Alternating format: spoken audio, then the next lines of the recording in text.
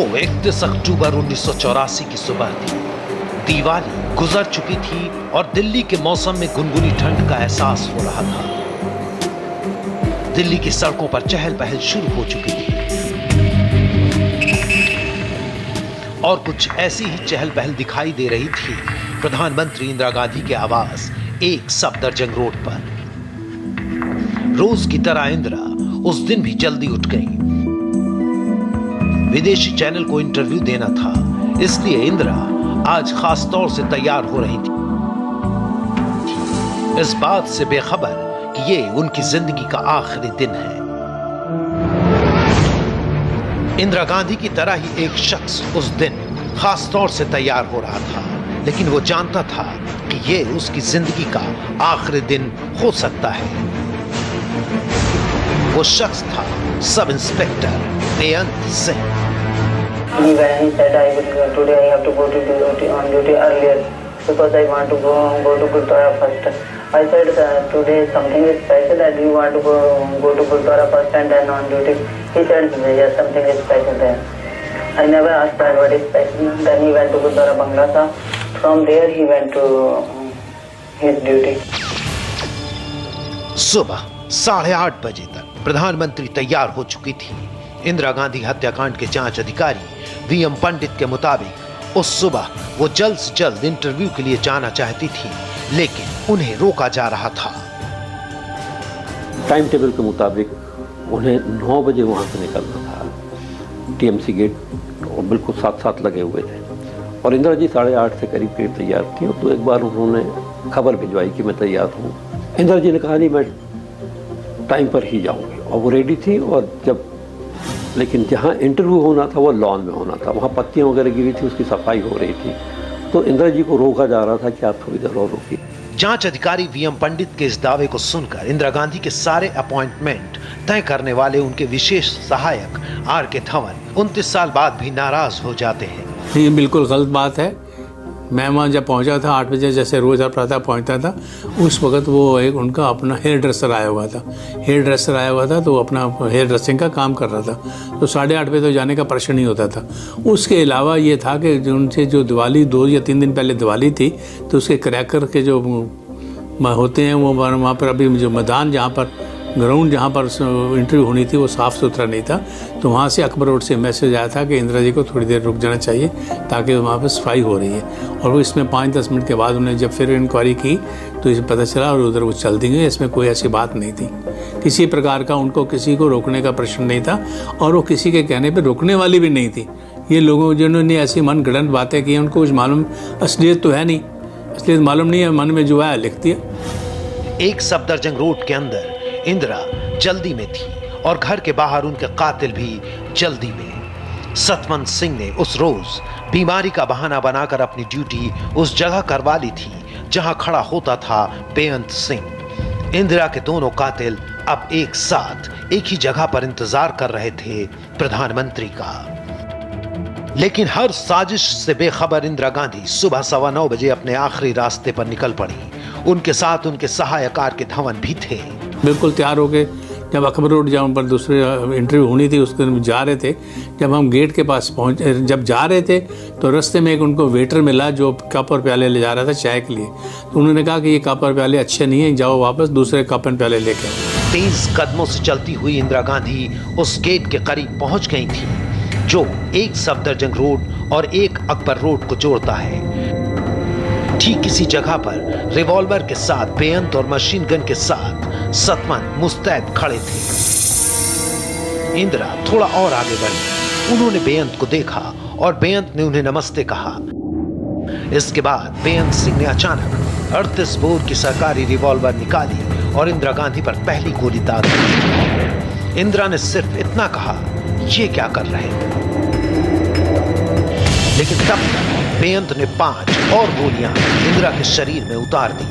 बेअंत को देखकर सतवंत ने भी मशीन गन से गोलियां दागना शुरू कर दिया।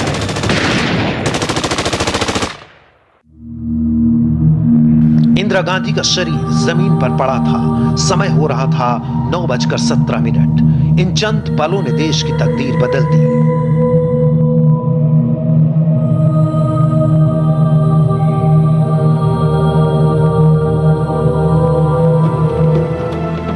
इंदिरा गांधी की हत्या के एक और चश्मदीद हैं कांग्रेस नेता माखनलाल फोतेदार। 29 साल बाद भी उस पल को याद करके फोतेदार की आंखों में आंसू आ जाते हैं।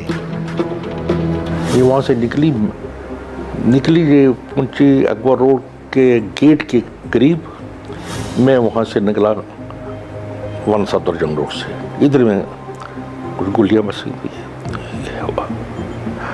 बाद में मैंने और धवन जी ने उठाया, गाड़ी में रखा, सोनिया जी ने अपनी गोद पे इनको रखा, एम्स ले लिया। इंदिरा गांधी की हत्या के बाद एक सफदरजंग रोड में अफरा तफरी मच गई थी। हैरत की बात है कि प्रधानमंत्री निवास में 24 घंटे तैनात होने वाली एम्बुलेंस का ड्राइवर भी मौके पर नहीं था। तो उस वक्त पहले हमें कहा गया था कि हमेशा एक यहाँ एम्बुलेंस की गाड़ी रहती है, लेकिन उस समय जब गाड़ी को कहा गया तो कोई एम्बुलेंस अवेलेबल नहीं थी। तो मैंने ही शोर मचाया कि कोई भी गाड़ी लाओ ताकि उनको ले। इसी समय बीच में सोनिया जी ने भी गन शॉट सुन ली थी, वो भी वहीं पर मौके पे पहुंच गई। तो जो भी गाड़ी सिक्योरिटी वालों की थी उसमें सोनिया जी को रखा गया और साथ में उसमें सिक्योरिटी ऑफिसर था, मैं था, सोनिया जी थी और फोतेदार थे, और हम इंस्टीट्यूट के लिए फट से दौड़ के चले गए। गोलियों से छलनी इंदिरा गांधी को सुबह 9:30 बजे देश के सबसे बड़े अस्पताल एम्स लाया जा चुका था। उस वक्त एम्स में मौजूद डॉक्टर स्नेह भार्गव, डॉक्टर NP गुप्ता और डॉक्टर TD डोगरा को 29 साल बाद भी याद है कि तब क्या हुआ था। मुझे स्टाफ ने आके बताया कि प्राइम मिनिस्टर कैजुअल्टी में आई है। तो मैंने सोचा कोई इमरजेंसी होगी, कोई इन्फॉर्मेशन नहीं है कि प्राइम मिनिस्टर ने आना है। तो मैं भी भाग के कैजुअल्टी गई देखने के लिए। वहाँ जाके देखा कि जूनियर स्टाफ टेबल पे बैठा था। तो मैंने कहा where is the prime minister? तो they pointed out to the trolley and when I saw her she was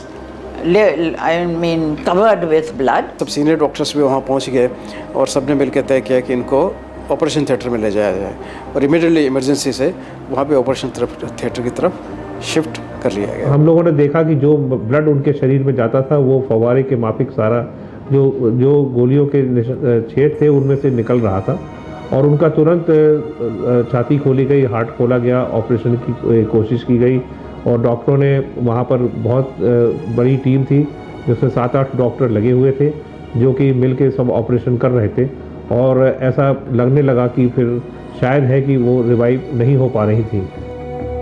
AIIMS में डॉक्टर गांधी की जान बचाने की कोशिश कर रहे थे लेकिन देश बेखबर था सिवाय इन 3 पत्रकारों के, आनंद सहाय, सतीश जैकब और तबलीन सिंह। अपने जमाने के वो तीनों दिग्गज रिपोर्टर जो खबर लगते ही एम्स पहुंच चुके थे। हम लोग मेन गेट जो है एम्स का मेडिकल इंस्टीट्यूट का, वहाँ पर धीरे धीरे करके समझिए कि 11 साढ़े 11 बजे तक काफ़ी लोग आ चुके थे। 20-25 लोग तो आ गए होंगे, कुछ बाईस्टैंडर भी थे, कुछ पत्रकारों को कुछ कहीं कहीं से सुराग मिली होगी। तो सतीश ने बड़ी होशियारी की, वो गेट के अंदर स्लिप करके चले गए, वो और हम भी गए और सीढ़ी, अब कहाँ उनको ले जाया गया हम लोगों को आइडिया नहीं था बिल्कुल। तो वो सीढ़ियाँ चढ़ते हुए यहाँ वहाँ और फिर हमें वो पीछे छोड़ गए, वो आगे बढ़ गए। और मैं अभी ऊपर चढ़ ही रहा था, मैंने देखा एक डॉक्टर साहब बुजुर्ग से थे, उनकी वो शायद वो ऑपरेशन थिएटर से निकल रहे थे, उन्होंने वाइट गाउन सी पहनी हुई थी और उनका उन्होंने वो उतारा हुआ था और हाथ में उनके दस्ताने थे, वो उतारते हुए नीचे उतर रहे थे। तो मैं उनके साथ साथ चलने लगा और मैंने डॉक्टर से भी वैसे ही सवाल किया जैसे जॉर्ज से किया था। मैंने कहा जॉर्ज साहब बच तो जाएंगे ना? और उन्होंने बड़े गुस्से में मेरी तरफ देखे, क्या बोल रहे हो यार, ऊपर से नीचे तक छल्ली हो गया बदन, तुम कह रहे हो बचाएं? अंदर से कोई इंटेलिजेंस का आदमी जो हमारा जानकार था तो वो आया और उसने हमको ख़बर दी कि गुज़र गई हैं इंदिरा जी, शायद वो आते ही गुज़र गई थी। एम्स के डॉक्टर अपनी कोशिश में हार चुके थे। कहते हैं कि अस्पताल लाने के कुछ समय बाद ही इंदिरा गांधी की मृत्यु हो गई थी, लेकिन एक खास वजह से हिंदुस्तान की प्रधानमंत्री की मौत की खबर सारी दुनिया से छिपाई जा रही थी। Because there was no one in Delhi to take charge. So we were advised that